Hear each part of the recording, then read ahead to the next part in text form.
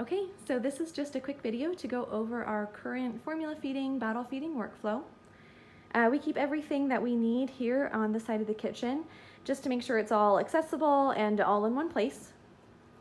First up, we have the Baby Brezza here, which I would highly recommend.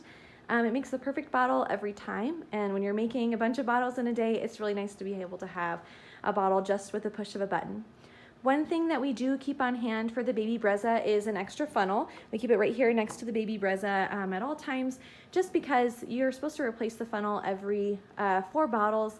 So instead of needing to take it out and wash it and dry it, we can just pop a fresh one in right when it's time. Next to the Baby Brezza, we have the space-saving drying rack. We keep the collars on the bottom, the bottles here in the middle, and then the nipples on top. All of our bottles do fit on this rack right now, even when they're all clean, just because baby's only taking 5 or 6 bottles a day right now.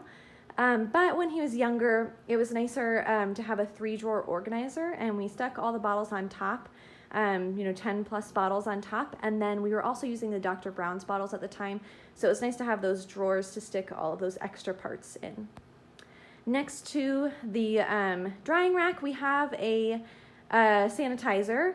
And we do use the sanitizer. It's not totally necessary, but it's nice to know that we've taken that extra step to make sure that after we wash the bottles, that it's really clean and ready for a baby to drink out of.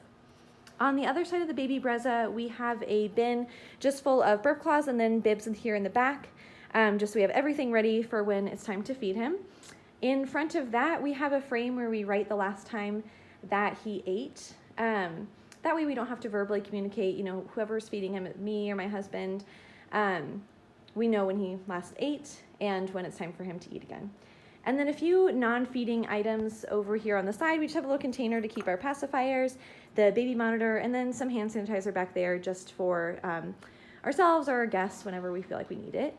In front of all of our things here, we do have a cabinet, and we keep some of our extra stuff in there, like the extra formula for when we need to put it into the top of the Baby Brezza and other things like that.